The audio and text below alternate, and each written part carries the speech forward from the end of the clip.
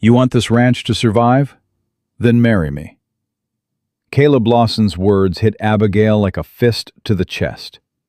She stared at the rugged cowboy across his burning office, flames from the barn fire reflected in his desperate eyes. "I need a partner who won't run when things get hard. You need a home. We both need to survive." His voice cracked. "I can't promise love. I don't have that left in me. But I can promise you'll never be alone again if you help me save Wild Ridge." Abigail's hands trembled as she looked at the marriage contract he'd shoved across the desk, still warm from where he'd been clutching it. Outside, men screamed as the barn collapsed. "How long do I have to decide?" "Until the fire reaches the house. About 5 minutes." Thank you for watching. Please subscribe to our channel and follow this story to the end. Comment below with the city you're watching from so I can see how far our story has traveled. The door slammed behind Abigail Lawson as she stepped into the dim interior of the Wild Ridge Ranch House, and the sound echoed like a gunshot through the empty rooms. "You can put your things in the room at the end of the hall," Caleb said, his voice flat and distant. He didn't look at her as he spoke, his attention fixed on the ledger spread across his desk, numbers that told the story of a dying dream. "Thank you." Abigail kept her tone even, her pride refusing to let him see how her hands trembled as she gripped the handle of her suitcase. "Don't thank me yet." Caleb finally looked up, and his eyes were hard as flint. "You'll earn every meal, every bed you sleep in. My men eat at sunrise, noon, and sunset. You'll cook for 15 hands, plus me and my foreman, Jack. You'll keep the kitchen clean, the pantry stocked, and you'll do it without complaint." "I didn't come here to complain, Mr. Lawson." "Good." He stood, and the chair scraped against the wooden floor with a sound that set her teeth on edge. "Because I don't have time for weakness. This ranch is barely holding on, and I need workers, not charity cases." The words stung, but Abigail lifted her chin. "I'm not asking for charity. I'm asking for a chance to earn my keep." "Then prove it." Caleb walked past her toward the door, and she caught the scent of leather and dust and something wild that made her heart skip despite herself. "Dinner's in 3 hours. Kitchen's through there." He was gone before she could respond, and Abigail stood alone in the dim hallway, listening to the sound of his boots on the porch steps. She found her room, barely more than a closet with a narrow bed and a cracked mirror, and set her suitcase on the floor. The reflection that stared back at her was a stranger, hollow-eyed, thin-faced, wearing grief like a second skin. "You can do this," she whispered to herself. "You have to do this." The kitchen was worse than she'd expected. Grease coated every surface, dirty dishes piled in the sink, and the stove looked like it hadn't been properly cleaned in months. But Abigail had survived worse. She'd buried her husband, watched her farm burn, and walked away from everything she'd ever known. A dirty kitchen was nothing. She rolled up her sleeves and got to work. 2 hours later, the kitchen gleamed. The stove was lit, bread was rising, and the scent of roasting meat filled the air. Abigail's back ached. Her hands were raw, but satisfaction hummed through her veins like whiskey. The door banged open, and a man built like a bear stumbled in, his face weathered and suspicious. "Who the hell are you?" "I'm Abigail Lawson, the new cook." The man's eyes narrowed. "Caleb hired a woman?" "He hired a cook. I happen to be a woman." "Same difference." He spat tobacco juice into a cup with casual disregard. "Name's Jack. I'm the foreman. And I'll tell you right now, the men ain't gonna like this." "The men don't have to like it. They just have to eat what I cook." Jack laughed, a sound like gravel in a tin can. "You got spirit, I'll give you that. But spirit don't keep a ranch running." You think you can handle feeding 15 hungry cowboys who've been working since before dawn? I guess we'll find out. I guess we will. Jack turned to leave, then paused. Word of advice, Mrs. Lawson. Don't get comfortable here. Women like you don't last long on ranches like this. Too soft, too fragile. This land breaks people. Then it's a good thing I'm already broken. Jack's expression shifted, something almost like respect flickering across his weathered face. Then he was gone, and Abigail was alone again with the simmering pots and her own racing heart. The men came in like a stampede at sunset, boots thundering on the porch, voices loud and rough. They stopped dead when they saw her. "What's this?"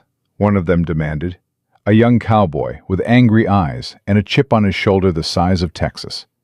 "This is your new cook," Caleb said from the doorway, his voice carrying the weight of authority. "Mrs. Abigail Lawson. You'll treat her with respect, or you'll find work somewhere else." "We don't need no woman cooking for us," the young cowboy shot back. "We've been doing fine without—" "You've been eating slop that would make a pig sick," Caleb interrupted. "Now sit down and shut up, Riley." The tension in the room was thick enough to cut with a knife. Abigail stood at the stove, her heart pounding, her hands steady as she began serving the food she'd prepared. The men ate in silence, but she could feel their eyes on her, measuring, judging, waiting for her to fail. "This is damn good," one of the older hands finally said, surprise clear in his voice. "Better than damn good," another agreed. "Ma'am, where'd you learn to cook like this?" "From my mother, and from 15 years of feeding a family." Abigail kept her voice calm, professional. She wouldn't let them see how their approval warmed something cold inside her. Riley pushed his plate away, half the food still on it. "I ain't eatin' nothing cooked by some charity case widow woman." The room went silent. Caleb stood slowly, his chair scraping back. "Riley, you've got two choices. Apologize to Mrs. Lawson, or pack your gear and get off my land." "You're gonna fire me over some woman you don't even know?" "I'm gonna fire you for disrespecting someone under my protection. Your choice. Make it fast." Riley's face turned red, anger and humiliation warring across his features. For a moment, Abigail thought he might throw a punch. Then he stood, grabbed his hat, and stormed out, slamming the door so hard the windows rattled. "Anyone else got a problem with Mrs. Lawson?" Caleb asked, his voice quiet but dangerous. Silence. "Good. Now finish your dinner and get some rest. We've got a long day tomorrow." After the men left, Abigail began cleaning up, her hands moving automatically while her mind reeled. She hadn't expected Caleb to defend her so fiercely. Hadn't expected the way his words, "under my protection," had made her feel something she thought died with her husband. "You didn't have to do that," she said when Caleb returned to the kitchen, ostensibly for coffee, but clearly for something else. "Yes, I did." He poured himself a cup, his movements careful and deliberate. "I won't have my men treating you like you're beneath them." "I can fight my own battles, Mr. Lawson." "I know you can, but you shouldn't have to. Not here." He turned to face her, and in the lamplight, his eyes were softer than she'd seen before. "I meant what I said earlier. This ranch is barely holding on. I lost my father last year, my mother the year before that. The drought's been going for 3 seasons, and every bank in the territory wants to foreclose. I don't have room for weakness, Mrs. Lawson, but I also don't have room for cruelty." "Why did you hire me then? If you need strength, why take on a widow with nothing?" Caleb was quiet for a long moment. "Because when you walked into my office this morning, I saw something in your eyes. Something I recognized. You've lost everything, same as me. But you're still standing, still fighting. That's the kind of strength I need on this ranch. The admission hung between them, raw and honest and terrifying in its vulnerability. "I won't let you down," Abigail said softly. "See that you don't." But there was no harshness in his words now, just a bone-deep weariness that made her heart ache. The next morning came too early, the sun barely cresting the horizon when Abigail lit the stove and began preparing breakfast. Her body protested every movement, muscles she'd forgotten she had screaming in protest. But she pushed through the pain. The men filtered in, quieter than the night before, and ate with an appreciation that warmed her more than any words could. "Mrs. Lawson," one of the older hands said as he finished his plate, "I just want to say, we're glad you're here. This place has been pretty grim since Miss Sarah left." Abigail paused in her work. "Miss Sarah?" The man's face clouded. "Caleb's wife. Well, she was going to be his wife. They were engaged, planned the whole wedding, and then—" He trailed off, clearly uncomfortable. "Then what?" Abigail couldn't help asking, even though she knew it was none of her business. "Then she met a banker from Denver. Man had money, had prospects, had everything Caleb couldn't offer with the ranch falling apart. She left 3 days before the wedding, took her things, and never looked back." The words hit Abigail like a physical blow. Suddenly, so much about Caleb made sense. His wariness around her, his insistence that she prove herself, his refusal to trust easily. How long ago? 6 months. Since then, Caleb's been different, harder. Like he's afraid to let anyone close, afraid they'll leave, too. Before Abigail could respond, Caleb himself walked in, and the conversation died instantly. But his eyes found hers across the room, and for just a moment, she saw the pain he carried, the weight of betrayal that had shaped him into the man he was now. "Jack," Caleb said, breaking the moment, "we need to talk about the water situation. It's getting worse." The foreman's expression turned grim. "How much worse?" "The creek's down to a trickle. At this rate, we'll be dry in 2 weeks." A collective intake of breath rippled through the men. "What about the north well?" someone asked. "Ran dry yesterday." Caleb's voice was tight with controlled fury. "And I know why. Victor Holt's been damming the stream upstream, redirecting all the water to his own land." "That's illegal," Jack protested. "Illegal doesn't matter when you own half the county judges." Caleb slammed his coffee cup down hard enough to crack the saucer. "He wants to buy Wild Ridge, wants to expand his empire, and he's willing to strangle us dry to get it." "So what do we do?" one of the younger hands asked, fear creeping into his voice. "We fight." Caleb's jaw was set, his eyes blazing with determination. "We find another water source. We dig deeper wells. We do whatever it takes to keep this ranch alive." "And if we can't?" The question came from Jack, quiet but necessary. "Then we lose everything." The words hung in the air like a death sentence. Abigail felt something fierce and protective rise in her chest. This wasn't her fight. She'd only been here a day. But watching Caleb struggle against impossible odds, watching these men face the loss of their livelihood, stirred something in her she thought had died. "There might be another way," she heard herself say. Every eye in the room turned to her. "What are you talking about?" Caleb asked, his tone caught between hope and skepticism. "My late husband, Thomas. He was a surveyor. Before we lost the farm, he taught me how to read land, how to find underground water sources. It's not a guarantee, but if you'll let me try, I might be able to locate a new well site." "You can do that?" Jack asked, disbelief clear in his voice. "I can try. It's been years since I did it, but the principles are the same." Caleb studied her for a long moment, and she could see the war playing out behind his eyes.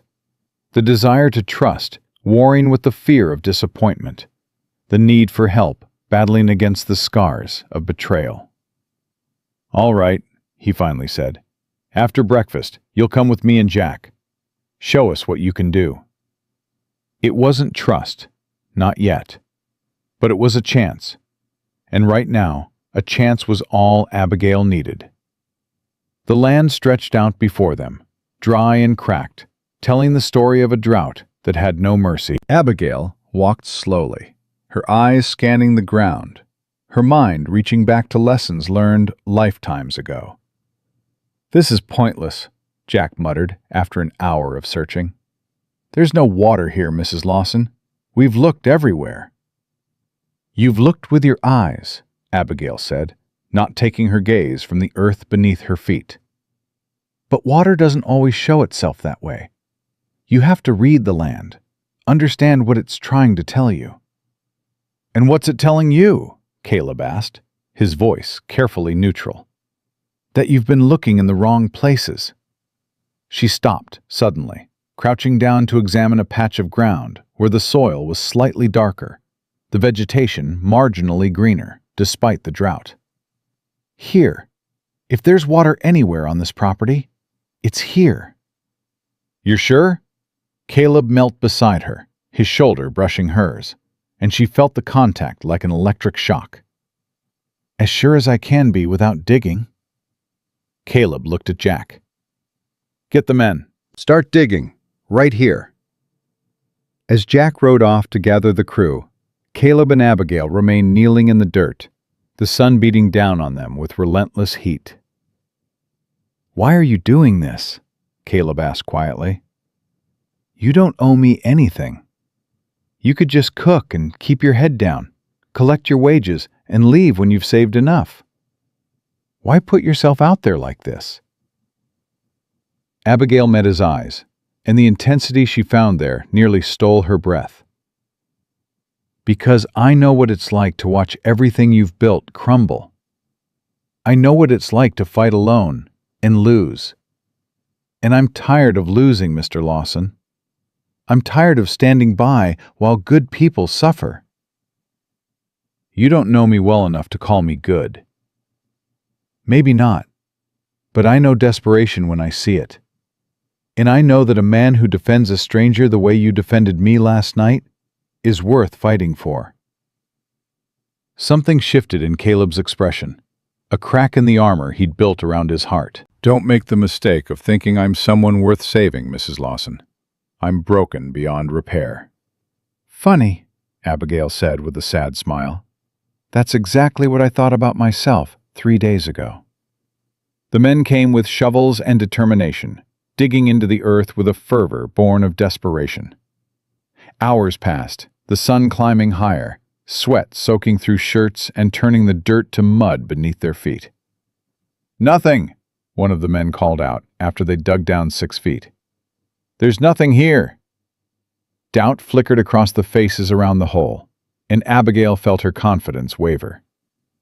"Keep digging," Caleb ordered, his voice brooking no argument. "Another 3 feet." "Boss, if there was water, I said keep digging." The authority in his voice sent the men back to work, and Abigail felt a rush of gratitude so intense it nearly brought tears to her eyes. He was trusting her, putting his faith in her knowledge despite every reason he had to doubt. 20 minutes later, a shout went up from the hole. "Water! Boss, we hit water!" The cheer that erupted from the men was deafening, and Abigail found herself swept up in Caleb's arms before she could process what was happening. He spun her around once, his face transformed by a smile so bright it made her forget how to breathe. "You did it," he said, setting her down but not quite letting go. "You saved us." "We're not saved yet," she said breathlessly. "It's just one well.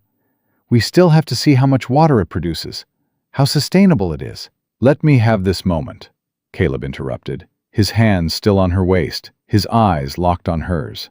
"Let me believe, just for a minute, that maybe we have a chance." And standing there in the dying light, surrounded by celebrating ranch hands and the sound of water bubbling up from the earth, Abigail let herself believe it too. But that night, When she returned to the ranch house exhausted and filthy, she found a note slipped under her door. The handwriting was crude, the message clear. "You don't belong here, widow woman. Leave before you ruin everything, like women always do." Abigail's hands trembled as she held the paper, fear and anger warring in her chest. Someone on this ranch didn't want her here. Someone was threatened by her presence, by the connection she was building with Caleb. She thought about showing the note to Caleb, but something stopped her.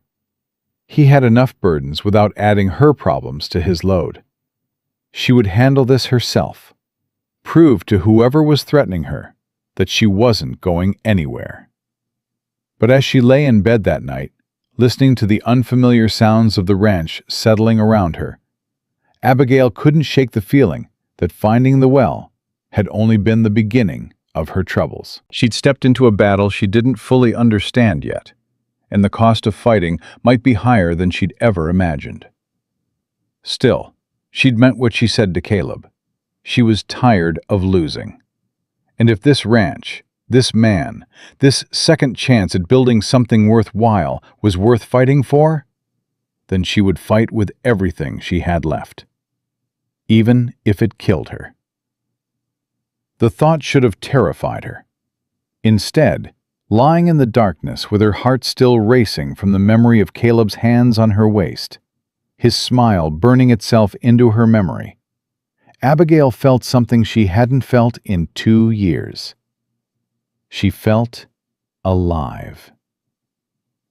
The threatening note burned a hole in Abigail's pocket for 3 days before she found it again, crumpled and forgotten in her apron as she kneaded bread dough at dawn. "You're up early." Caleb's voice from the doorway made her jump, and the note fell to the floor between them. He bent to pick it up before she could stop him, his eyes scanning the crude words, his expression darkening with each syllable. "How long have you had this?" "It doesn't matter." "The hell it doesn't." Caleb's voice was low and dangerous. "Someone on my ranch threatened you, and you didn't tell me?" "I can handle—" "Don't," he cut her off, stepping closer. "Don't tell me you can handle it alone.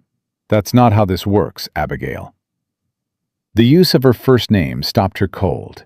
He'd never called her anything but Mrs. Lawson before. "What do you want me to do, Caleb? Run crying to you every time someone doesn't like that I'm here? I've faced worse than anonymous notes." "This isn't about what you can handle. It's about respect. About safety." His jaw clenched. "I'll find out who wrote this." "And then what? Fire another hand? We can't afford to lose more men, not with the water situation still precarious." Caleb's laugh was bitter. "So you've been here less than a week, and you're already making decisions about my ranch?" The words stung more than they should have. "I'm sorry. You're right. It's not my place." She turned back to her bread, fighting the sudden burn of tears, but Caleb caught her wrist, gentle despite his anger. "That's not what I meant." His thumb brushed across her pulse point, and she wondered if he could feel how fast her heart was racing. "You're right about the men. We can't afford to lose anyone. But I also can't have someone making you feel unsafe." "Then what do we do?" "We watch. We wait. And the second whoever wrote this makes another move, we deal with it." He released her wrist, but the warmth of his touch lingered. "Promise me you'll tell me if anything else happens." "I promise." The moment broke when Jack burst through the door, his face flushed with urgency. "Boss, we got a problem. Victor Holt's men are on our eastern boundary, putting up fence posts." Caleb's expression turned to stone. "On our land?" "They're claiming it's theirs. Got some survey documents that show the boundary line 20 feet into our property." "Those documents are fraudulent." Caleb was already moving toward the door. "He's trying to steal our land, piece by piece." "What are you going to do?" Abigail asked, fear clutching at her chest. "What I should have done months ago. I'm going to confront him." "Caleb, wait!" But he was gone, Jack on his heels, leaving Abigail alone with her dread and a sinking certainty that this confrontation would end badly. She was right. They brought Caleb back 2 hours later, blood streaming from a cut above his eye, his knuckles split and swollen, his shirt torn. Abigail's hands shook as she cleaned his wounds, her anger barely contained. "What happened?" "Holt's men were waiting for us. They wanted a fight." Caleb winced as she pressed the cloth to his cut. "We gave them one." "And the fence posts?" "Still standing." "Holt's got the county sheriff in his pocket. Showed up right when things got heated. Arrested 2 of my men for trespassing on Holt's land." "But it's your land." "Not according to his survey documents. Not according to Sheriff Morrison." Caleb's voice was hollow with defeat. "He's winning, Abigail. He's taking everything piece by piece, and there's nothing I can do to stop him." "There has to be something." "If there is, I don't see it." He caught her hand, stilling her movements. "Maybe I should just sell. Take what I can get and walk away before I lose it all anyway." "You don't mean that." "Don't I?" His eyes were haunted. "My father built this ranch from nothing. My mother died trying to keep it alive during the first drought. And what have I done? I've watched it crumble. I've lost the woman I thought I'd marry. I've driven good men away because I can't afford to pay them. Maybe it's time to admit I'm not strong enough to do this." Abigail set down the cloth and took his face in her hands, forcing him to look at her. "Listen to me, Caleb Lawson. You are the strongest man I've ever met. Not because you never fall, but because you keep getting back up. You think I came here by accident? You think I chose this ranch randomly? I came here because when I walked through that town asking for work, your name was the only one spoken with respect. People believe in you, even when you don't believe in yourself." "Abigail, I'm not finished." Her voice was fierce. "You want to give up? Fine. Sell the ranch, walk away, let Victor Holt win. But don't you dare tell me you're doing it because you're not strong enough. You're scared. And that's human. That's real. But scared doesn't mean defeated." Something in Caleb's expression cracked, and before Abigail could process what was happening, his mouth was on hers, desperate and hungry, and filled with everything words couldn't say. She kissed him back with equal fervor, her hands tangling in his hair, her body pressed against his, years of loneliness and grief pouring out in that single moment of connection. Then reality crashed back in, and she pulled away, her chest heaving, her mind reeling. "We can't." "I know." Caleb's voice was rough. "You're my employer. I work for you." "I know." "This is a mistake. Probably the biggest one I'll make." He stood, putting distance between them, his hand running through his hair in agitation. "But I'm done lying to myself, Abigail. I'm done pretending I don't feel something for you. From the moment you walked into my office with fire in your eyes and steel in your spine, I've been fighting this. And I'm tired of fighting." "So, what are you saying?" "I'm saying I don't know what this is between us. I'm saying I'm terrified of trusting another woman, of opening myself up to that kind of pain again. But I'm more terrified of losing you before I even get the chance to see what we could be." Abigail's heart hammered against her ribs.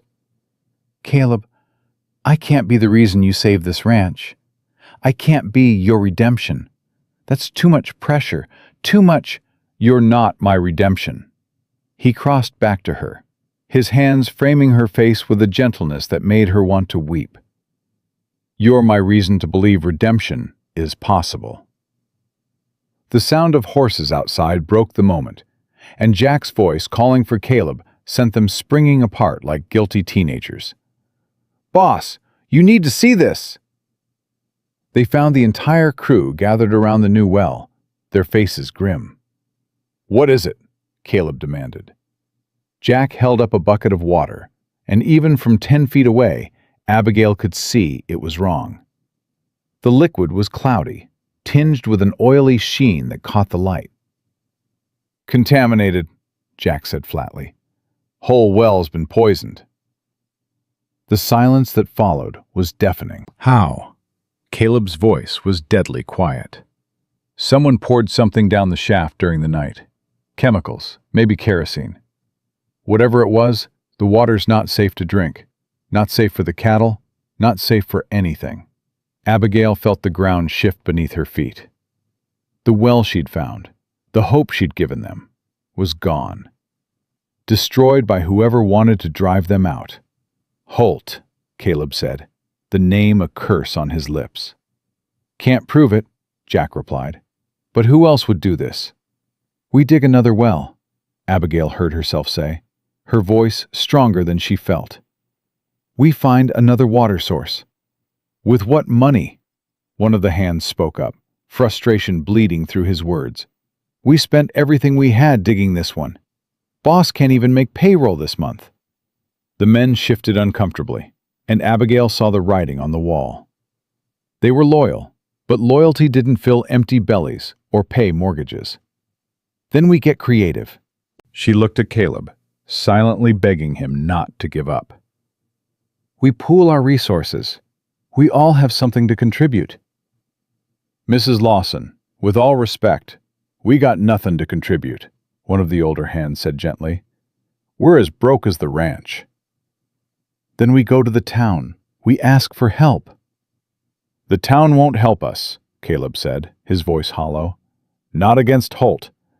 He owns half the businesses, holds mortgages on the rest. Cross him, and people lose everything." "So we just surrender? We let him win?" "What choice do we have?" Abigail grabbed his arm, forcing him to look at her. "We fight. We find another way. There is no other way!" Caleb's shout echoed across the yard, and the men flinched. "Don't you understand? It's over. The ranch is finished. I'm finished." He pulled away from her and walked toward the barn. His shoulders bowed under the weight of defeat. Jack cleared his throat. "Men, get back to work. We got chores to do, even if we're going under." The crew dispersed slowly, leaving Abigail standing alone by the poisoned well, her hands clenched into fists. "He's scared," Jack said quietly, coming to stand beside her. "Terrified, actually. That's why he's pushing you away." "I know." "You gonna let him?"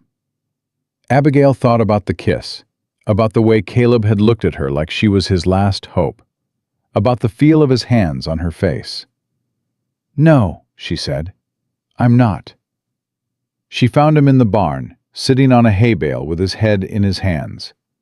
She didn't say anything, just sat down beside him and waited. "You should leave," he finally said. "Get out before this place takes you down with it." "I'm not leaving." "Abigail, I said I'm not leaving." She took his hand, lacing her fingers through his. "I meant what I said before. I'm tired of losing. I'm tired of running. And I'll be damned if I let Victor Holt take this ranch without a fight." "You don't understand what you're saying. Holt is dangerous. He's already proven he'll do anything to get what he wants. Poisoning a well is just the beginning." "Then we need to be more dangerous than he is." Caleb laughed, a broken sound. "You want to take on a man who owns half the county? A man with money, power, and no conscience? I want to take on anyone who tries to destroy good people." Abigail squeezed his hand. "My husband taught me something before he died.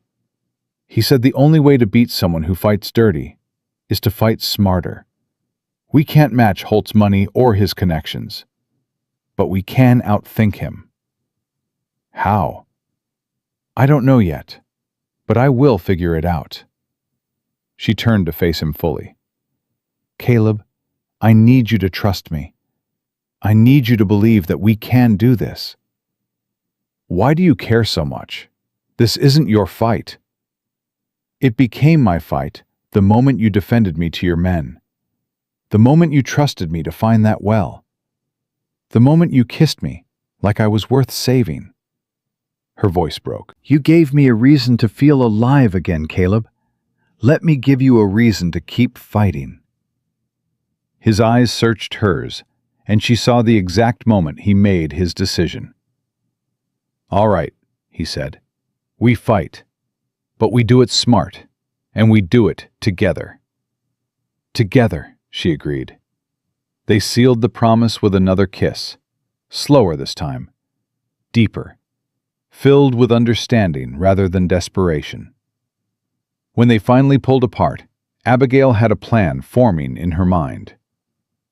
"I need to go into town," she said. "Alone." "Absolutely not.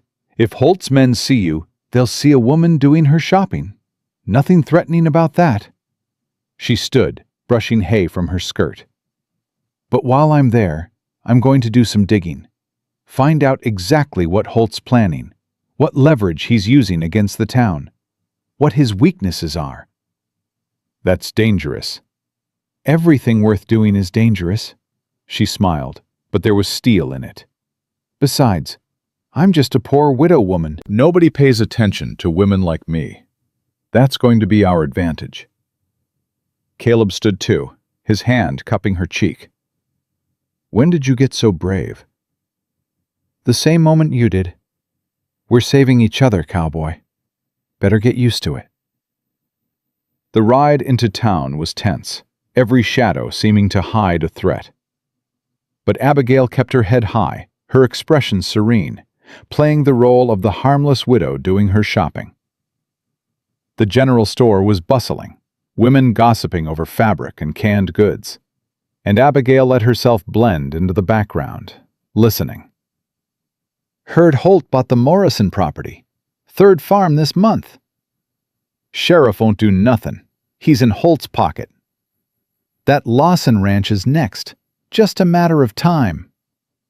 Abigail's hands tightened on her shopping basket, but she kept her expression neutral, moving through the store with practiced ease.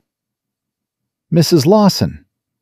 The store owner, a kindly woman named Margaret, smiled warmly. "How are you settling in at Wild Ridge?" "Very well, thank you." "I heard about the well. Such a shame." Margaret's eyes were sympathetic. "Caleb must be devastated." "He's managing." "Is he?" Margaret leaned in closer, her voice dropping. "Because I heard Holt's offering him a buyout. 10 cents on the dollar, but it's better than nothing." Abigail's blood ran cold. "When did you hear this?" "This morning. Holt was in here, bragging about it to anyone who'd listen.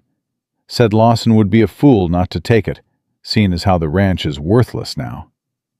"The ranch isn't worthless." Margaret's expression turned pitying. "Honey, without water, it's just dust and debt. Holt knows it, and so does everyone else." Abigail finished her shopping in a daze, her mind racing. Holt was moving faster than she'd anticipated, trying to corner Caleb into a desperate sale before they could recover. She was loading her purchases into the wagon when a voice stopped her cold. "Mrs. Lawson, what a pleasure." Victor Holt was everything Caleb wasn't. Polished, urbane, with the kind of smile that never reached his eyes. He tipped his hat with exaggerated courtesy. "Mr. Holt, I've been hoping to make your acquaintance. I understand you've been quite the addition to the Lawson Ranch." "I'm just the cook." "Oh, I think you're much more than that." Holt's eyes assessed her like she was livestock. "I heard you found that well. Impressive for a woman. Shame about what happened to it." The way he said it, so casual, so knowing, sent ice through Abigail's veins. "These things happen," she said carefully. "Indeed they do, especially on ranches that are barely holding on." Holt moved closer, and Abigail fought the urge to step back. "I'm a businessman, Mrs. Lawson. I see opportunities where others see failure, and I'm prepared to make your employer a very generous offer. I'm sure Mr. Lawson will consider any legitimate business proposal." "Will he? Or will he let his pride destroy what's left of his family legacy? Holt's smile turned predatory. You seem like a sensible woman.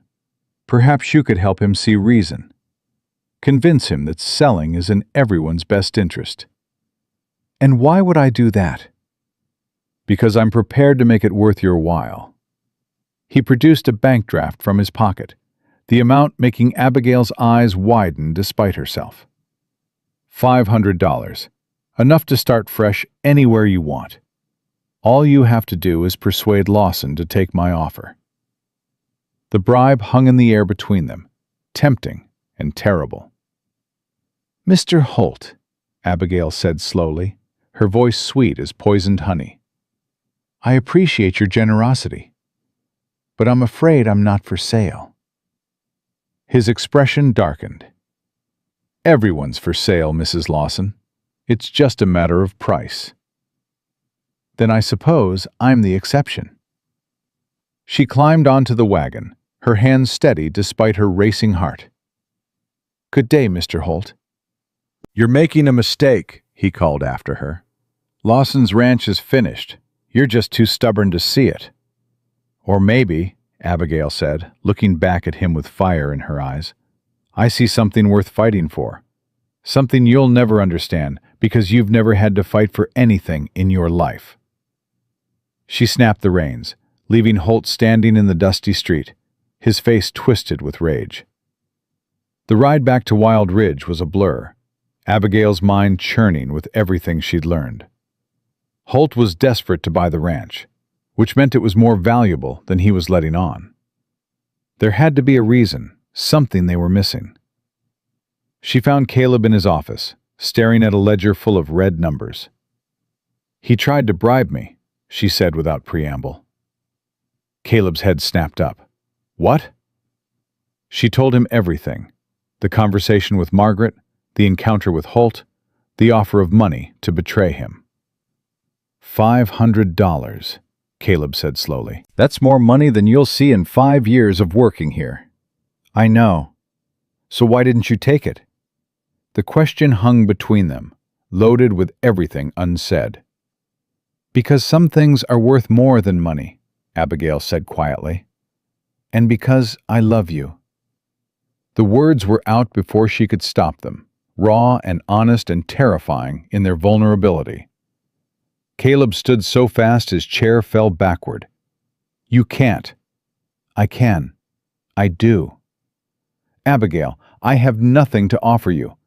I'm drowning in debt, fighting a losing battle against a man more powerful than God.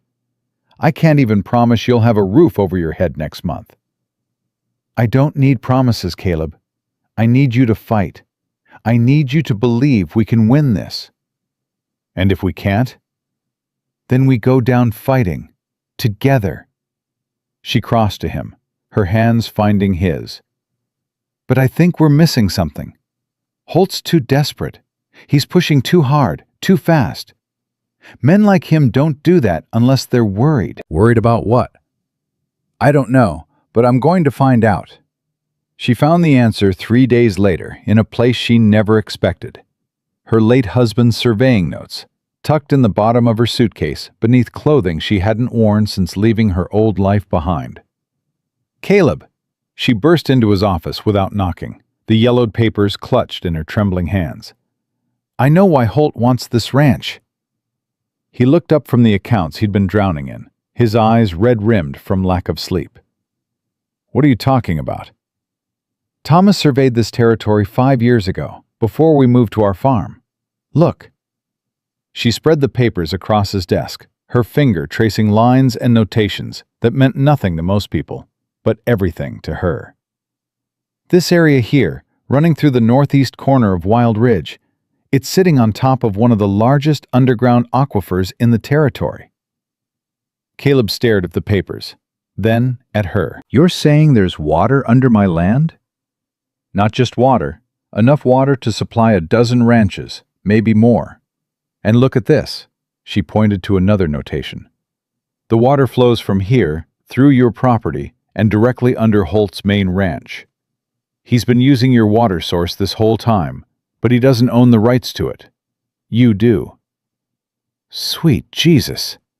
Caleb's hand shook as he picked up the survey. This is why he's been so aggressive. He knows if I figure this out, he loses everything. His ranch, his power, all of it built on stolen water. Abigail's voice was fierce with triumph. We have him, Caleb. We finally have him. No. Jack's voice from the doorway made them both jump. You have a death sentence. The foreman's face was grim as he stepped into the office, closing the door behind him. You think Holt doesn't know about this aquifer? He's been keeping it quiet for years, making sure no one realizes what he's doing. You go public with this, and he won't just try to buy you out. He'll bury you. Then what do you suggest? Caleb demanded. We just let him keep stealing from us? I'm suggesting you think real careful about your next move. Holt's already poisoned one well. What's to stop him from burning down the ranch house, with all of you in it? The words hung in the air like a physical threat, and Abigail felt ice settle in her stomach. He wouldn't dare. Wouldn't he? Jack's expression was dark. 3 years ago, a rancher named Tom Briggs found oil on his property. Tried to stand up to Holt, said he wouldn't sell. 2 weeks later, his barn burned down, with him inside. Sheriff ruled it an accident. You're saying Holt killed him? Abigail whispered. I'm saying Tom Briggs is dead, and his widow sold the property to Holt for pennies. Draw your own conclusions. Caleb stood abruptly, pacing to the window. So what? We just give up? Hand over everything my family built because we're scared? I'm saying pick your battles, boss. This one might cost you more than just the ranch. After Jack left, Abigail moved to stand beside Caleb, her hand finding his. He's right to be scared, Caleb said quietly. I can fight Holt in court, fight him for water rights, fight him for this land. But I can't fight him if he decides to end this with violence. Then we don't give him the chance. Abigail's mind was racing, pieces clicking together. We go to the territorial governor. We file a formal complaint about the water theft. We make this public enough that Holt can't make us disappear without everyone knowing why. You think the governor will listen to a failing rancher and a widow? I think the governor will listen to evidence, to surveying documents that prove systematic water theft affecting multiple properties. She squeezed his hand. We're not alone in this, Caleb. Holt's been doing this for years. How many other ranchers has he squeezed out? How many other people are too scared to speak up? You want to organize the other ranchers against him. I want to give them a reason to believe they can win. She turned to face him fully. But I need you to trust me, really trust me. No holding back, no trying to protect me from the danger. We're partners in this, or we're nothing. Caleb pulled her close, his forehead resting against hers. I love you, he said, the words raw and honest. I should have said it before. I love you, and I'm terrified of losing you. Then let's make sure Holt's the one who loses. They started that night, riding out under cover of darkness to visit the neighboring ranches. The first stop was the Morrison property, now owned by Holt, but old Walter Morrison still lived in the foreman's cottage with his wife. Mr. Morrison, Abigail said gently, finding the old man sitting on his porch in the twilight. We need to talk about how you lost your ranch. The old man's face crumpled. Can't help you. Signed papers saying I wouldn't talk about it. What if I told you those papers might not be legal? That Holt's been stealing water rights for years, and we have proof. Walter's wife appeared in the doorway, her expression sharp. You got proof, or you got hope? Because hope's what got my husband's land stolen in the first place. We have proof. Caleb showed them Thomas's survey documents. And we're building a case against Holt. But we need people willing to testify about what he's done. He'll kill us, Walter said flatly. Just like he killed Tom Briggs. Not if we move fast enough. Not if we have the territorial governor on our side, before Holt realizes what we're doing." "And if you're wrong?" Mrs. Morrison asked. "If this blows up in your face, and Holt comes after all of us?" "Then at least we went down fighting," Abigail said. "At least we tried." The old couple exchanged a long look, decades of marriage communicating in silence. "All right," Walter finally said. "We're in. But you better be right about this, Lawson." They visited 4 more ranches that night, each conversation following a similar pattern. Initial fear, cautious hope, and ultimately, the desperate willingness to believe that maybe, just maybe, they could win. By dawn, they had 7 families willing to testify, and Caleb was drafting a formal complaint to the territorial governor. "This is going to work," Abigail said, watching him write by lamplight, her heart swelling with pride and love. "It has to." Caleb set down his pen and pulled her into his lap, his arms wrapping around her waist. "Because I'm done losing. Done watching good people suffer while men like Holt get richer off their pain." She kissed him then, slow and deep, pouring everything she felt into that moment of connection. "Marry me," Caleb said when they finally broke apart, his voice rough with emotion. Abigail's breath caught. "What?" "Marry me. Not because it's practical or convenient, but because I love you. Because I want to spend whatever time we have left fighting alongside you, loving you, building something real with you." "Caleb, we're in the middle of a war with a man who might kill us both." "All the more reason to do this now, to claim what happiness we can, while we can." His hands framed her face. "I know it's fast. I know it's crazy. But nothing about this has been normal from the moment you walked into my office." "Yes," she whispered, tears streaming down her face. "Yes, I'll marry you." They sealed the promise with another kiss, and for just a moment, the weight of their situation lifted, replaced by pure joy. The moment shattered when gunshots rang out from the bunkhouse. They ran outside to find chaos, men scrambling for weapons, smoke pouring from the barn, and Jack shouting orders over the crack of rifle fire. "It's Holt's men!" someone yelled.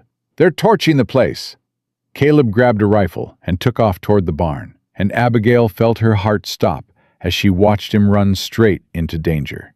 "Get the women and children to the cellar!" Jack grabbed her arm. "Now! I'm not hiding while you fight. You'll do what you're told if you want to live through this." But Abigail was already moving, not toward the cellar, but toward the well, where she'd seen one of Holt's men pouring something into the water. "Stop!" she screamed, running at him with nothing but fury and desperation. The man turned, surprise flickering across his face, before he backhanded her hard enough to send her sprawling. "Stupid woman. Should have taken Holt's money when you had the chance." He raised his boot to kick her, but a gunshot cracked through the air, and he dropped like a stone. Abigail looked up to see one of the ranch hands, a quiet man named Tom, lowering his rifle with shaking hands. "You all right, ma'am?" "Fine." She scrambled to her feet, her jaw throbbing, her vision swimming. "The well. Did he poison it?" They checked together and found a can of kerosene sitting at the water's edge, unopened. They'd stopped him just in time. The fight lasted less than 10 minutes, but it felt like hours. When the smoke cleared, 2 of Holt's men were dead, 3 more captured, and the barn was a total loss. Caleb found Abigail sitting on the porch steps, her hands shaking, her face already swelling from the blow she'd taken. "Jesus Christ!" He dropped to his knees in front of her, his fingers gentle as they examined her injury. "He hit you." "I'm fine." "You're not fine. You could have been killed." "So could you." She caught his hands, holding tight. "So could all of us. That's the point, Caleb. We're all in danger as long as Holt's free to do whatever he wants." "Then we end this, tonight." Caleb stood, pulling her up with him. "Jack, get those prisoners tied up. We're taking them to town, along with every scrap of evidence we have. We're filing charges against Holt for arson, attempted murder, and water theft. Boss, it's the middle of the night. Nothing's open. Then we'll wake people up. We'll wake the whole damn town if we have to. Caleb's voice was steel. Holt wanted a war. He's got one. The ride into town was tense and silent, a grim caravan of angry ranchers and bound prisoners. They stopped first at the sheriff's office, where Sheriff Morrison answered the door in his nightshirt, his face paling when he saw them. Lawson, what's the meaning of— I'm filing formal charges against Victor Holt for arson, attempted murder, and systematic water rights theft affecting 7 properties in this county. Caleb's voice carried the weight of absolute certainty. And if you refuse to arrest him, I'm filing charges against you for corruption and conspiracy. You can't prove any of that. I can prove all of it. Caleb threw the survey documents on the sheriff's desk. And so can the territorial governor, who'll be receiving a full report in the morning. Your choice, Morrison. Do your job, or go down with Holt. The sheriff's hands shook as he picked up the papers, his face growing more ashen with each page. This can't be right. It's right. Holt's been stealing water for years, running pipelines from the aquifer under Wildridge to supply his ranch. He's been systematically destroying anyone who figured it out. Abigail stepped forward, her bruised face a testament to the violence they'd endured. And tonight, he tried to kill us. You going to let him get away with that, too? Morrison's resolve crumbled. I didn't know it had gone this far. I swear, I thought it was just business deals, legal maneuvering. I didn't know about the violence. You knew enough, Caleb said coldly. But you can start making it right now. Arrest Holt. Tonight. I can't just arrest the most powerful man in the county without— You can, and you will. Because if you don't, I'm taking this to the territorial marshal, and you'll hang right alongside Holt for obstruction of justice. The threat hung in the air, and finally the sheriff nodded. All right, but this is on you, Lawson. If this blows up, it's on you. They found Victor Holt at his ranch house, entertaining guests over brandy and cigars, the picture of wealth and comfort while good people suffered. Sheriff Morrison, Holt said with false warmth when the lawman knocked on his door. To what do I owe this late-night visit? Victor Holt, you're under arrest for arson, attempted murder, and theft of water rights. Holt's laughter filled the room, rich and condescending. You're joking. I'm not. Morrison's voice was steady, despite his obvious fear. I have 7 witnesses, documented evidence, and 3 of your men in custody who are willing to testify against you in exchange for reduced sentences. The color drained from Holt's face. You have no idea what you're doing, Morrison. I own you. I own this whole town. Not anymore, you don't. Caleb stepped out from behind the sheriff, and the satisfaction on his face was fierce. It's over, Holt. All of it. Holt's eyes found Abigail, and the hatred there was palpable. You. This is your doing. You poisoned him against me. No, Abigail said calmly. You poisoned yourself. We just brought the proof. You'll regret this, both of you. I have lawyers, connections, money. I'll tie this up in court for years. I'll destroy you, piece by piece. Try it. Caleb's voice was quiet but deadly. Because every day you spend fighting this in court is another day the truth spreads. Another day people realize what you've been doing. Another day your empire crumbles. Holt lunged at Caleb, rage overriding reason. But the sheriff's deputies grabbed him before he could land a blow. Get him out of here, Morrison ordered, and they dragged Holt away, his threats echoing into the night. The room fell silent, and then one of Holt's guests, a banker from Denver, cleared his throat. I believe, he said carefully, that Mr. Holt's financial affairs will need to be examined. Thoroughly. I'll be recommending a full audit to the Territorial Banking Commission, One by one, Holt's so-called friends distanced themselves, the rats abandoning the sinking ship with practiced ease. Caleb took Abigail's hand, and they walked out of Holt's mansion into the cool night air, leaving behind the wreckage of a corrupt empire. "We did it," Abigail whispered, hardly daring to believe it. "We did it," Caleb agreed, pulling her close. But their celebration was short-lived. As they rode back to Wild Ridge, with the dawn breaking over the horizon, they found the ranch hands gathered in the yard, their faces grim. "Boss," Jack said, his voice heavy, "we got a problem. The bank's calling in your loan. Full payment due in 30 days, or they foreclose." Caleb's triumph turned to ash. "What? Why now? Holt's orders, before he got arrested. He must have given it as a contingency plan. Even in jail, he's still got enough influence to pull this off." "How much do we owe?" Abigail asked, though she already knew the answer would be devastating. Jack showed them the notice. The amount was staggering. More than they could possibly raise in a month. Maybe more than they could raise in a year. "He wins anyway," one of the hands said bitterly. "Even behind bars, he wins." "No." Abigail's voice was sharp. "We didn't come this far to lose now. There has to be a way." "What way?" Caleb's voice was hollow. "We have no money, no credit, no way to raise that kind of cash in 30 days. Then we get creative." Abigail's mind was racing again, that same fierce determination that had found the well, that had uncovered Holt's crimes, that had brought them this far. "We sell shares in the water rights. The aquifer under this land is worth a fortune. We offer other ranchers a stake in it in exchange for investment." "They're as broke as we are," Jack pointed out. "Then we go to Denver, to the banks, to investors who don't know Holt, who care about profit more than politics." She looked at Caleb, willing him to believe. "We have something valuable, something real. We just need to find the right people to see it." "That's a hell of a gamble," Jack said. "Everything worth having is a gamble." Abigail squeezed Caleb's hand. "But I'd rather gamble on us than surrender to Holt." Caleb looked at her, and she saw the moment hope rekindled in his eyes. "All right," he said. "We ride to Denver tomorrow.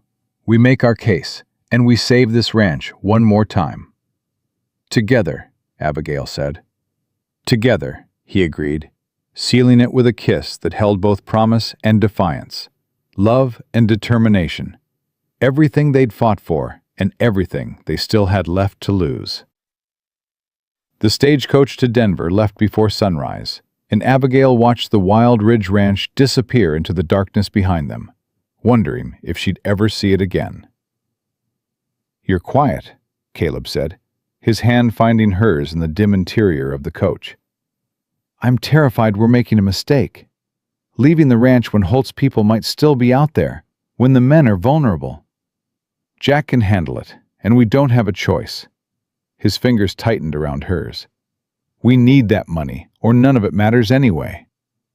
"What if they laugh us out of Denver? What if no one believes a failing rancher and a widow have anything worth investing in?" "Then we make them believe." Caleb lifted her hand to his lips. "The same way you made me believe." The Denver bank was imposing, all marble and mahogany, and men in expensive suits who looked at Caleb and Abigail like they'd tracked mud across a fine carpet. "Mr. Lawson," the banker, a thin man named Pritchard, said with barely concealed disdain, "you're asking us to invest in water rights on a ranch that's currently in foreclosure?" "I'm asking you to invest in the largest untapped aquifer in the territory," Caleb corrected, spreading Thomas's survey documents across the polished desk. "Water rights that will be worth 10 times what we're asking in 5 years, 20 times in 10. Pritchard barely glanced at the papers. "And yet you can't make your current loan payments." "Because a corrupt rancher has been sabotaging our operations and stealing our water supply." "That situation has been resolved." "Has it?" From what I understand, Victor Holt is a respected businessman with considerable influence. Victor Holt is in jail, awaiting trial for attempted murder and theft, Abigail interjected, her voice sharp. And when he's convicted, his assets will be seized, including the water he's been stealing from Wildridge for years. The question isn't whether our water rights are valuable, Mr. Pritchard. The question is whether you're smart enough to recognize the opportunity. Pritchard's expression turned cold. Mrs. Lawson, I don't care what you appreciate.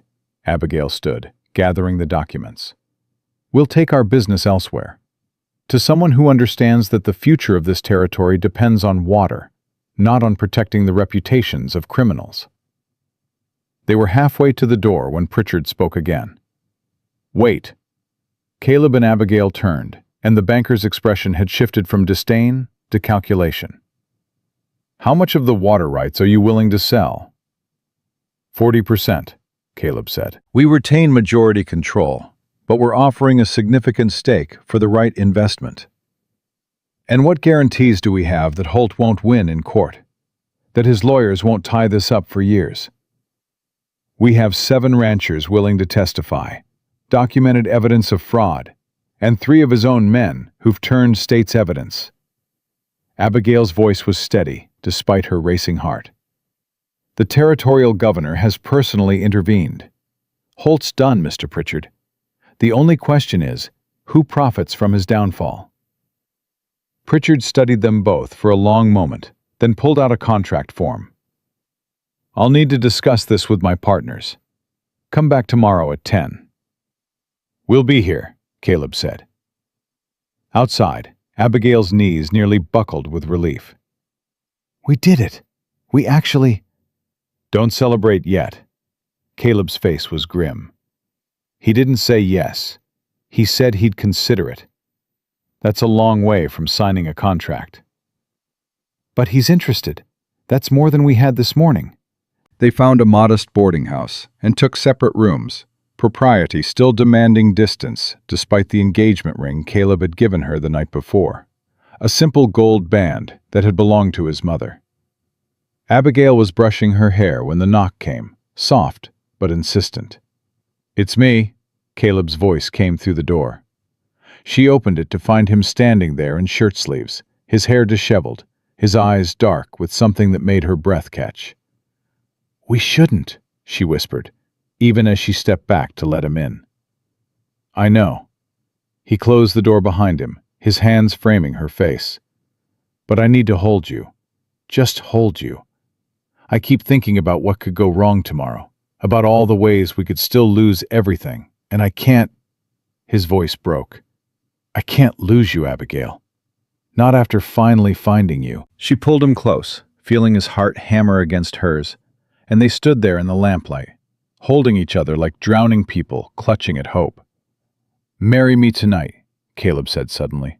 Right now. I don't want to wait.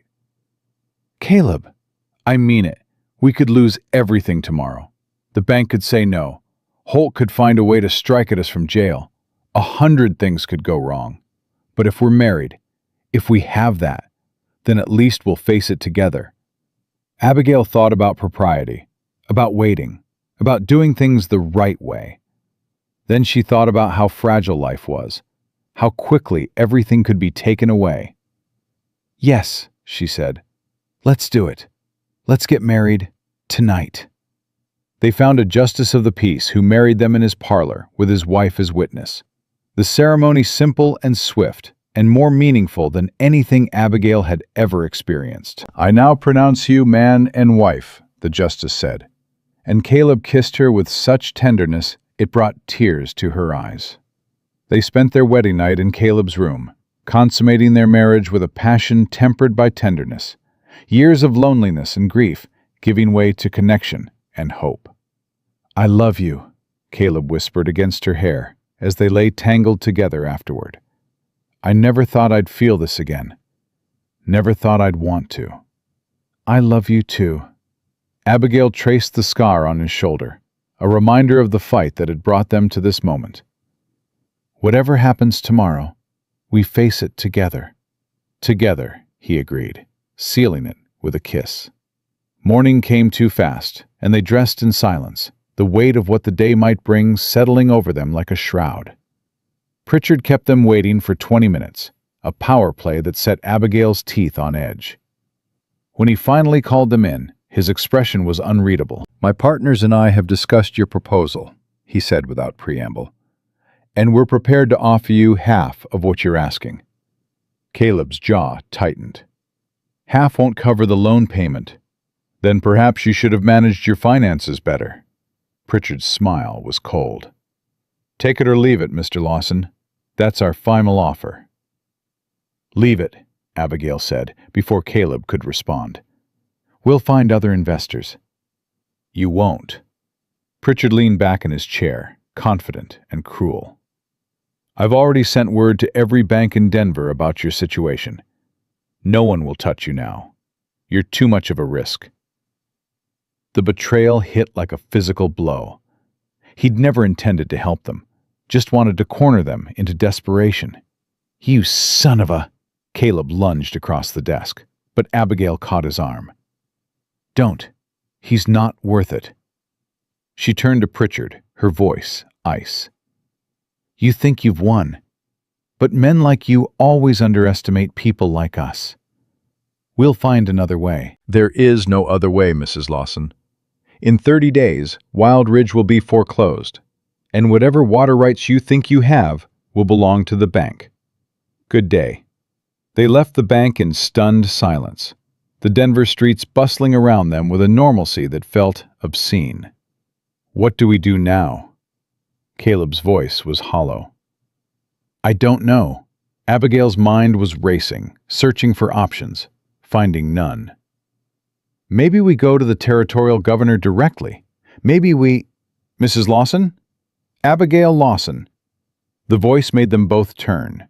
A well-dressed woman in her 50s was approaching, her expression uncertain but warm. "I'm sorry, do I know you?" Abigail asked. "You knew my sister, Catherine Brennan. You helped her when her husband died, kept her fed when she had nothing." The memory surfaced. A woman from the town near their old farm, a widow like herself. Abigail had shared what little she had, helped Catherine find work. "I remember. How is she?" "She's well, thanks to you. And when I heard you were in Denver, raising money for your ranch, I wanted to help." The woman produced a card. "My name is Margaret Hartford. My husband owns the largest cattle operation in Colorado, and we're very interested in water rights." Hope flared in Abigail's chest, almost painful in its intensity. "How did you know we were here?" "Word travels fast in certain circles. My husband's been watching Victor Holt for years, waiting for him to slip up. When we heard about the arrest, about what you'd uncovered," Margaret smiled. "Well, the enemy of our enemy is our friend, as they say."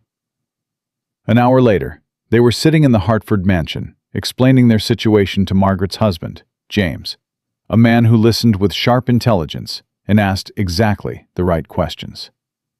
"And you're certain about the aquifer's extent?" he asked, studying Thomas's survey maps. "My late husband was one of the best surveyors in the territory," Abigail said. "These documents are accurate." "Then I'll give you what you need to pay off the bank loan plus operating capital for the next year. In exchange, I want 30% of the water rights and first option on any future water sales to cattle operations." Caleb and Abigail exchanged a look, hardly daring to believe their luck had turned. "Done," Caleb said, extending his hand. Hartford shook it firmly. "I'll have my lawyers draw up the contracts. You'll have the money within 3 days." They left the mansion in a daze, the sun setting over Denver in a blaze of gold and crimson. "We did it," Abigail whispered.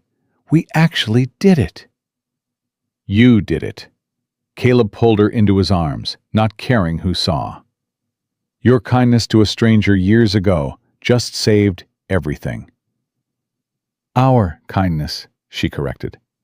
"Your courage to fight Holt, my connections, Hartford's money. We all needed each other." The celebration was short-lived. The telegram arrived at their boarding house that night, delivered by a breathless messenger. "Fire at Wild Ridge! Come home! Jack!" The words hit like bullets, and Caleb's face went white. No, not again. They caught the first stage back, the journey endless and agonizing. Abigail held Caleb's hand while he stared out the window, his jaw tight, his eyes haunted. "It could be small," she tried. "It could be—" "It's never small with Holt." His voice was dead. "Even from jail, he's still destroying me." They arrived at dawn to find half the ranch house gone, smoke still rising from the blackened timbers.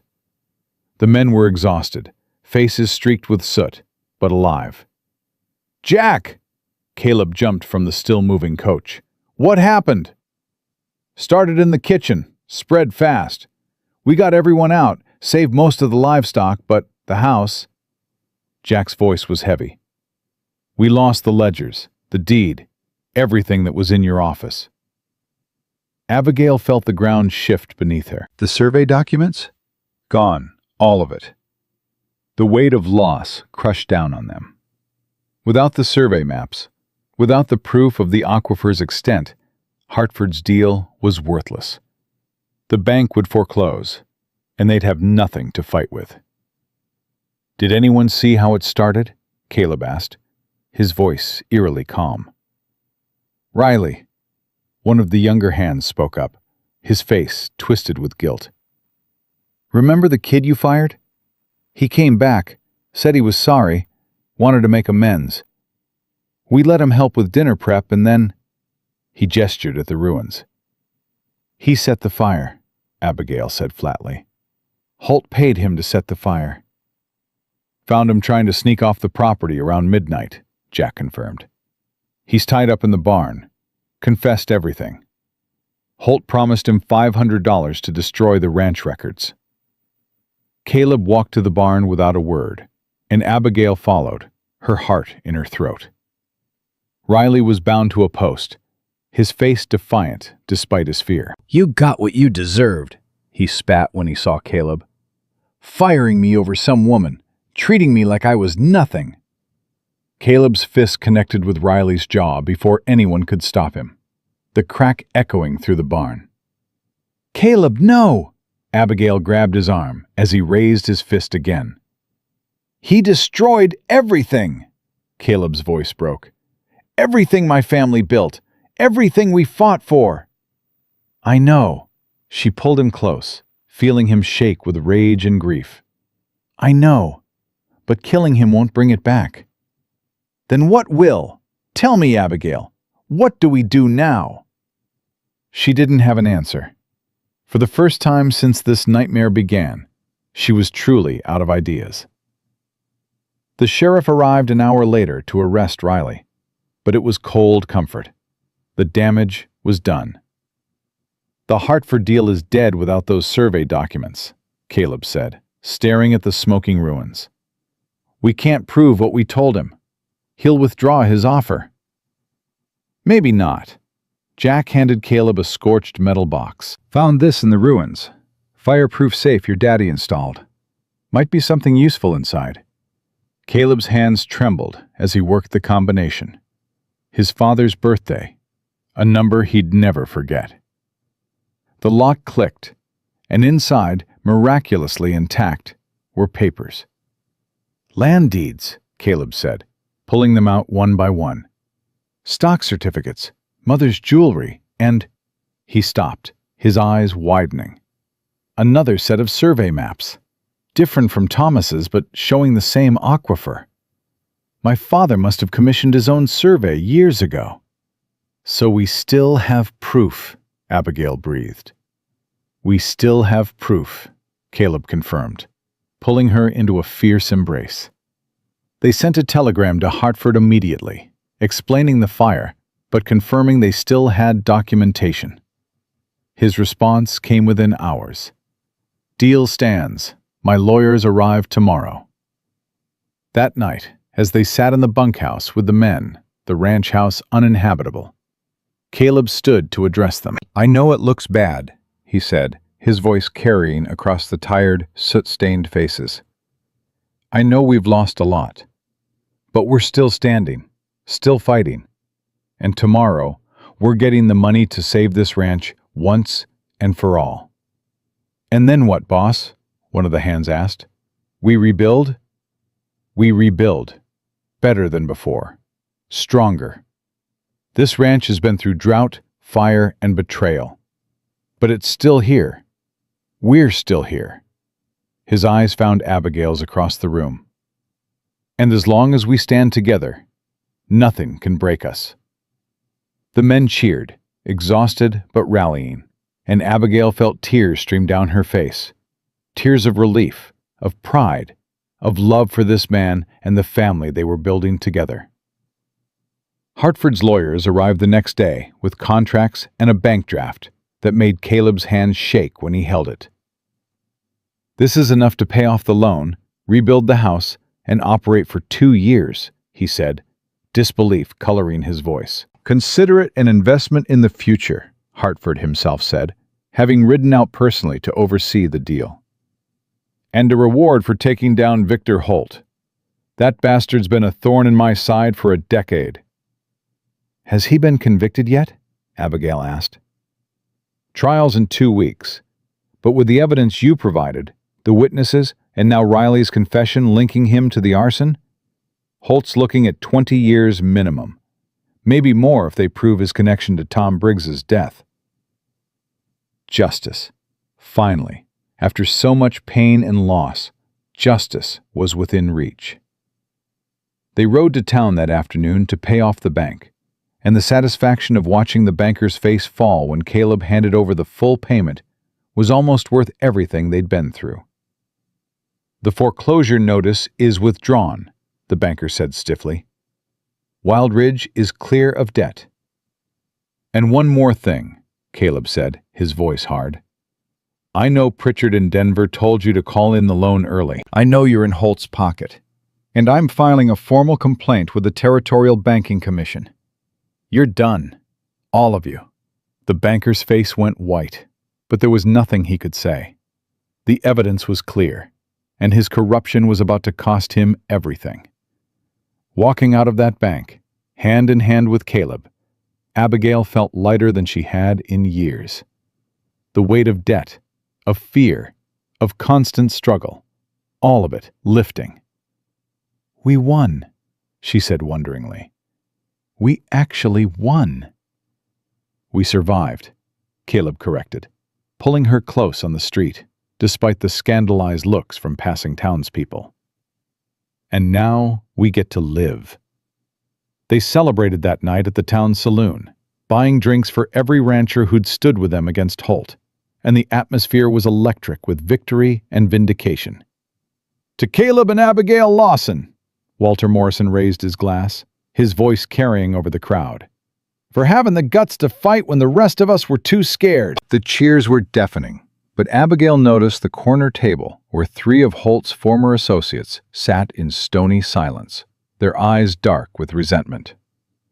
"Caleb," she murmured, touching his arm, "we should go. Those men—" "Let them stew." Caleb's voice was hard. "They backed the wrong horse, and now they're paying for it." But as they left the saloon an hour later, one of the men followed them into the street. "You think this is over?" He was drunk, swaying, his hand hovering near the gun at his hip. "Holt's got friends, powerful friends. They're not going to let some nobody rancher and his widow whore destroy—" Caleb's fist connected with the man's jaw before he could finish, and he went down hard. "Say another word about my wife, and I'll kill you where you stand." Caleb's voice was ice cold, deadly serious. The man scrambled backward, blood streaming from his split lip.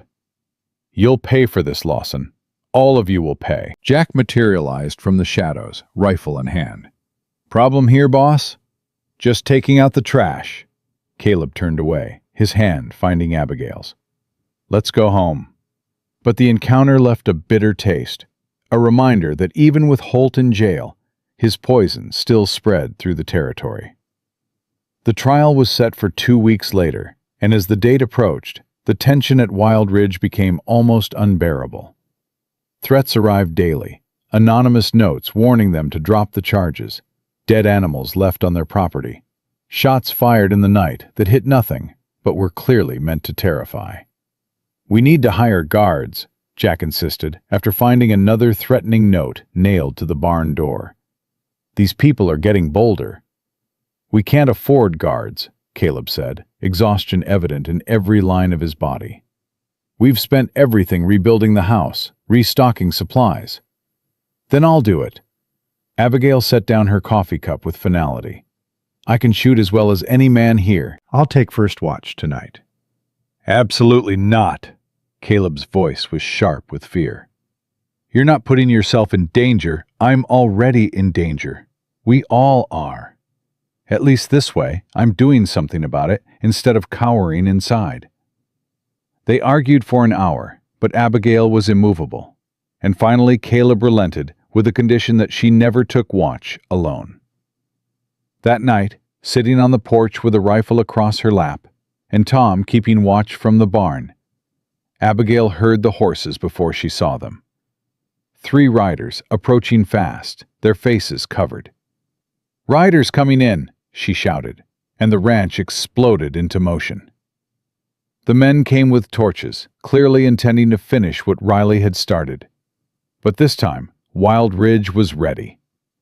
Gunfire erupted from the barn, from the bunkhouse, from every defensive position they'd prepared. The riders scattered, one falling from his horse with a scream, the others disappearing into the darkness. When dawn came, they found the fallen rider still alive, his mask torn away to reveal a face Abigail recognized from town, one of the bank teller's sons. "Why?" Caleb demanded, standing over the wounded man while they waited for the sheriff. "Why risk everything for Holt?" "He promised us money," the kid gasped, blood soaking through his shirt where Tom's bullet had caught him in the shoulder. "Said if we drove you out before the trial, he'd pay us $5,000 each." "Holt's in jail. He doesn't have access to that kind of money." "His lawyer does. Said it was sitting in an account, waiting for us, soon as we finished the job." The revelation sent ice through Abigail's veins. Holt was still orchestrating attacks from behind bars, still trying to destroy them. "This has to stop," she said to Caleb after the sheriff took the wounded rider away. "We need to end this before someone dies." "How? We can't get to Holt in jail. Can't stop his lawyer from passing messages. Then we go after the lawyer. We prove he's conspiring to commit murder. Get him disbarred and arrested. Cut off Holt's connection to the outside world." Jack whistled low. "That's a dangerous game, Mrs. Lawson. Lawyers have protections, connections. So did Holt. Didn't stop us from taking him down." They rode to the territorial marshal's office the next morning with their evidence. The wounded rider's confession, the pattern of attacks, the money trail connecting it all to Holt's lawyer. Marshal Brennan listened with a face like carved granite, then stood abruptly. "I'll handle this personally. If what you're saying is true, we're looking at conspiracy to commit murder, witness intimidation, obstruction of justice. That lawyer's going to wish he'd never heard Victor Holt's name." The arrest came that afternoon. Holt's lawyer dragged from his office in handcuffs, his protests falling on deaf ears as the evidence mounted against him. "You've made powerful enemies," Marshal Brennan warned them afterward. "Holt's associates are going to come after you hard now. You sure you want to go through with testifying at the trial?" "More sure than I've ever been about anything," Caleb said, his arm around Abigail's shoulders. The trial began on a Monday morning. The courthouse packed with spectators, reporters from Denver and beyond, covering what had become the biggest corruption case in territorial history. Abigail sat in the witness box, her hands steady despite her pounding heart, and told the story of finding the survey maps, uncovering the water theft, surviving Holt's attacks. "And you're certain Mr. Holt ordered these attacks?" the prosecutor asked. I'm certain. He tried to bribe me to leave. When that didn't work, he poisoned our well. When we still wouldn't quit, he sent men to burn down our ranch. And when that failed, he hired assassins to kill us. Her voice was clear, unwavering. Victor Holt is a man who believes he's above the law. It's time to prove him wrong. Holt's defense attorney was vicious in cross-examination, attacking her character, her past, her marriage to Caleb. Isn't it true, Mrs. Lawson, that you married Mr. Lawson for his money? That this entire accusation is a scheme to steal his ranch's water rights? I married Caleb Lawson because I love him. And as for money, Abigail laughed bitterly. We had none when I married him. Still had none after. If I wanted money, I would have taken Mr. Holt's bribe and walked away. Instead, I chose to fight. A convenient story. It's the truth. And unlike Mr. Holt, I can prove everything I've said.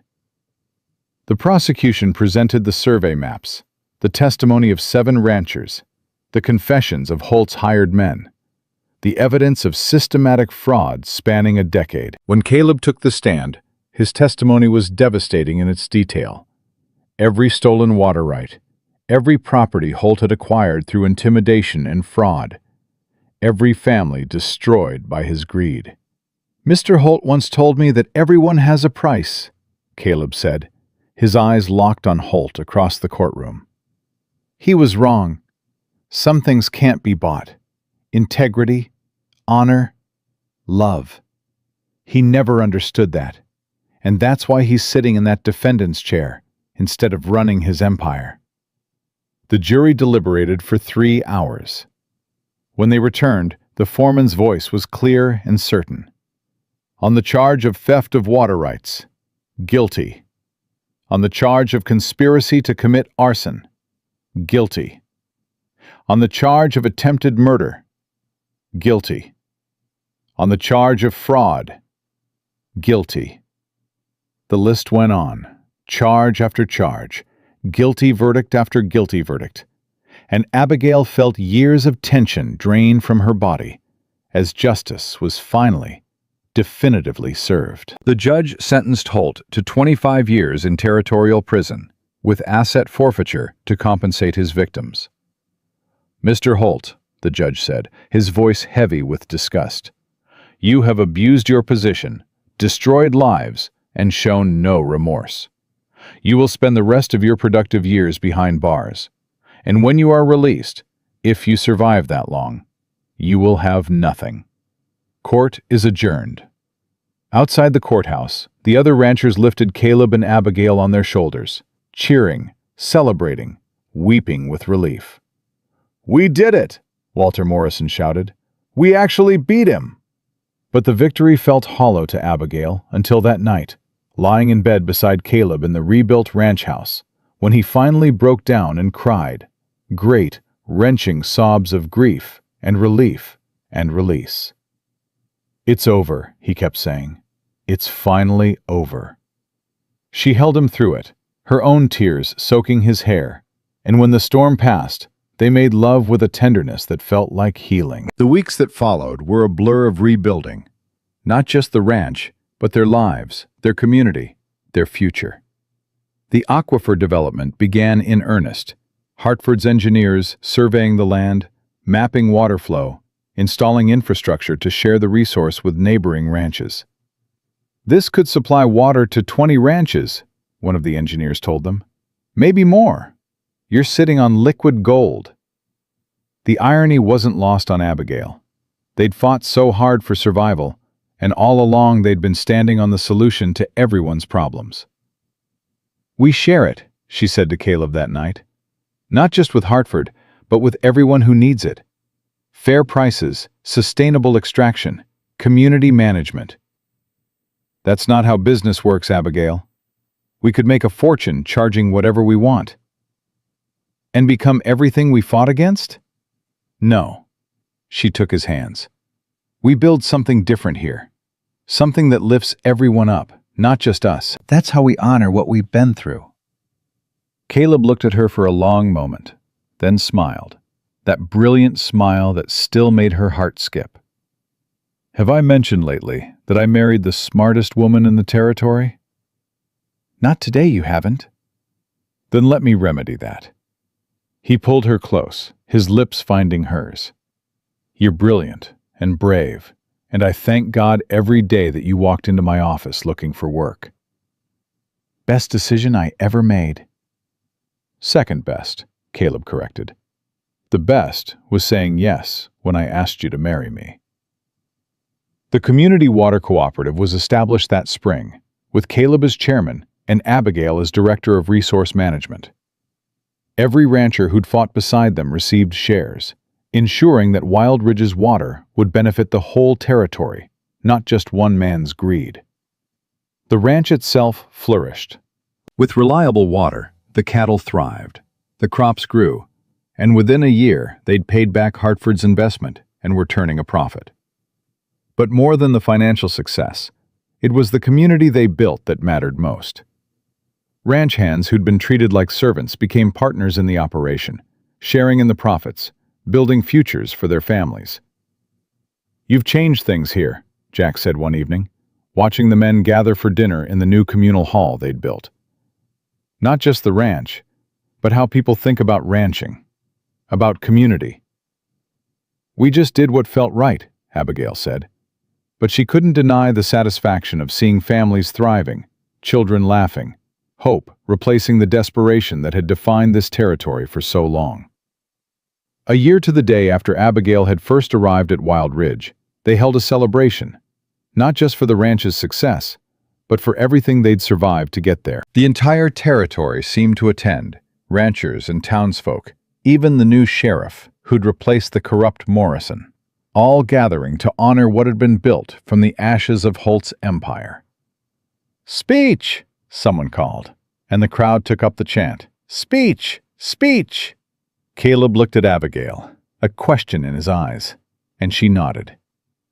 They stood together on the porch of the rebuilt ranch house, hand in hand, facing the community they'd fought so hard to protect. "A year ago," Caleb began, his voice carrying over the assembled crowd, "this ranch was dying. I was dying, even if I didn't know it yet. Dying of grief, of bitterness, of the belief that I had to fight every battle alone. And then a widow, with nothing but a suitcase and more courage than I'd seen in a lifetime, walked into my office and changed everything." He turned to Abigail, his eyes bright with love. "You saved me, not just the ranch, but me. You taught me that strength isn't about standing alone. It's about knowing when to reach out, when to trust, when to build something bigger than yourself." Abigail's throat was tight with emotion. "And you taught me that broken doesn't mean defeated, that love can grow in the hardest soil if you're willing to tend it, that fighting for something worth keeping is always, always worth the cost." The crowd erupted in cheers, but Abigail wasn't finished. "We didn't do this alone," she called out, her voice ringing clear. "Every person here played a part. Walter Morrison, who was the first to trust us when trust seemed impossible. Jack, who never wavered even when things looked hopeless. The ranch hands who stayed when they had every reason to leave. The families who testified against Holt when it meant risking everything. This victory belongs to all of us." "To Wild Ridge!" someone shouted. "To Wild Ridge!" the crowd roared back. As the celebration continued into the night, Abigail and Caleb slipped away to the small cemetery behind the ranch house, where Caleb's parents were buried. "I wish they could have met you," Caleb said softly, his hand on his mother's headstone. "They would have loved you." "They knew you'd find someone," Abigail said. "They knew you'd survive. That's why they fought so hard to keep this ranch alive. They were leaving you something to build on. I almost threw it all away." "But you didn't. We didn't." She turned him to face her. "We built something better than survival, Caleb. We built a life. A real life, full of love and purpose and community. That's worth more than all the water rights in the world." He kissed her then, tender and deep, and when they finally pulled apart, Abigail rested her hand on her stomach, where their child grew. A secret she'd been holding for a week, waiting for the right moment to share. "There's something I need to tell you," she said, her heart pounding. "What is it?" "I'm pregnant." The words hung between them, and for a moment, Caleb was frozen. Then his face transformed, joy and wonder and love blazing so bright it took her breath away. "We're having a baby?" "We're having a baby." He swept her into his arms, spinning her around, laughing and crying at once. "A baby! Our baby! Oh God, Abigail, His voice broke. "I never thought I'd have this. A family. A real family." "We have it. We have everything." She cupped his face in her hands. "And our child will grow up knowing that their parents fought for this, that love and courage and community can overcome any obstacle. That's the legacy we're building." They stood there in the moonlight, holding each other while their future grew between them, and Abigail thought about the journey that had brought them here, the loss and pain, the fear and struggle, the moments when giving up would have been easier than fighting. But they hadn't given up. They'd stood together, fought together, built something beautiful from the ruins of everything that had tried to destroy them. 6 months later, their daughter was born, a perfect squalling bundle of life they named Catherine, after Abigail's mother, and the woman whose kindness had ultimately connected them to Hartford and salvation. Caleb held her with shaking hands, tears streaming down his face as he looked from his daughter to his wife. "She's perfect," he whispered. "You're both perfect." "She's ours," Abigail said, exhausted but radiant. "Our daughter. Our future." And as the sun rose over Wild Ridge, painting the sky in shades of gold and crimson, Abigail knew with absolute certainty that they'd done more than just save a ranch. They'd proven that love could grow in the hardest soil, that courage could overcome corruption, that broken people could heal each other and build something stronger than what they'd lost. The ranch had demanded her strength, and she'd given it freely. But the cowboy had longed for her love, and in giving it, she'd found her own salvation. Not in the man, but in the partnership they'd forged, in the community they'd built, in the future they'd created together, from nothing but hope and determination. Wild Ridge wasn't just a ranch anymore. It was home. It was family. It was proof that when good people stand together, when love overcomes fear, when courage defeats corruption, anything is possible. And as Caleb kissed her forehead, as their daughter slept peacefully in his arms, as the ranch outside their window thrived with life and purpose and promise, Abigail knew they'd won the only victory that truly mattered. They'd claimed their happiness, and no one could ever take it away.